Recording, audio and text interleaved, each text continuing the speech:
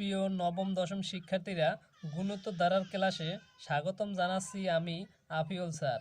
আজ আমি সাধারণ গণিত এর অনুশীলনী 13.2 এর 18 নং অঙ্ক সহজ করে শিখাবো।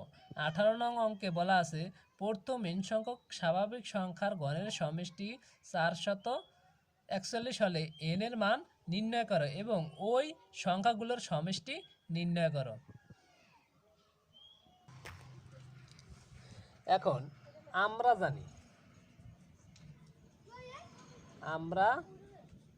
জানি প্রথম n সংখ্যক স্বাভাবিক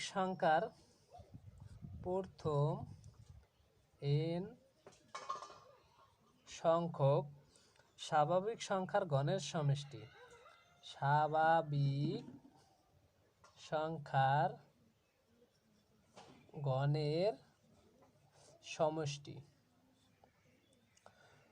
প্রথম n সংখ্যক স্বাভাবিক সংখ্যার গণের সমষ্টি সূত্র হলো n ইন্টু n প্লাস 1 ভাগ 2 second bracket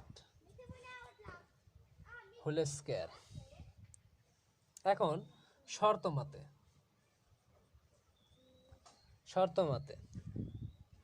n into n plus 1 by 2 whole square, এটা হলো সূত্র, সমান 441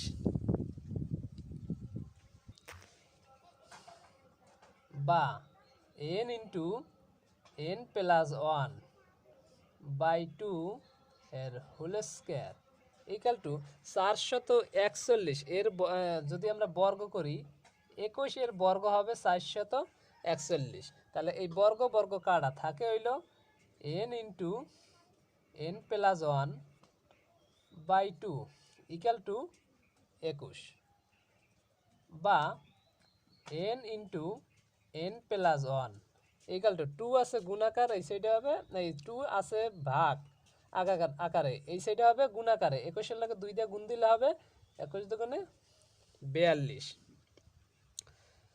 এখন বা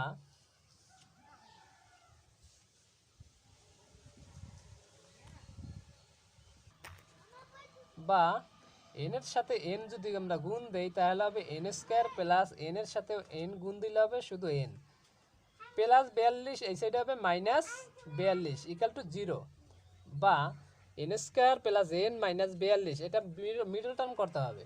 n square plus 7n minus 6n minus 42 equal to 0 বা এখন যদি আমরা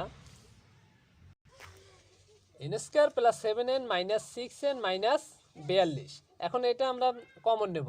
যদি n কমন নেই, n স্কয়ার দুইটা আছে, একটা কমন নিলে একটা থাকে, প্লাস 7n, এখান থেকে যদি n কমন নেই থাকে শুধু 7 মাইনাস এখান থেকে যদি 6 কমন নেই তাহলে থাকে n মাইনাসে প্লাস 42 এর সাথে 6 দিয়ে যদি ভাগ দিতে চাই 6 7 42 ইকুয়াল টু 0 বা n প্লাস 7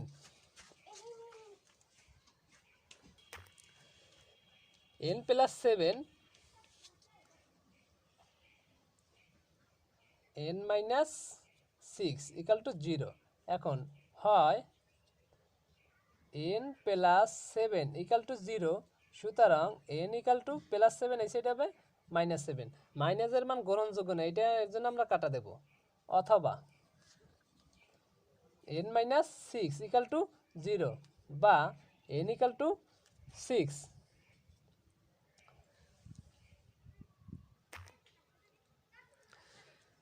এখন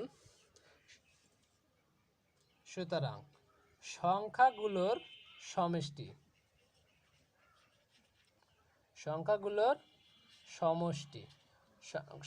সমষ্টির সূত্র হলো n into n plus 1 by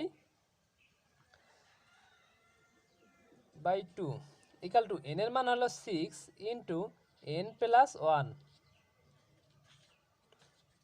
ভাগ 2,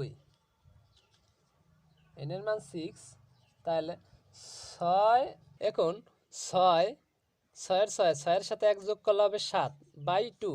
এই 2 একে 2, 3 দুগুণি 6, তাহলে 3 7 21। এটাই আমাদের অ্যান্সার।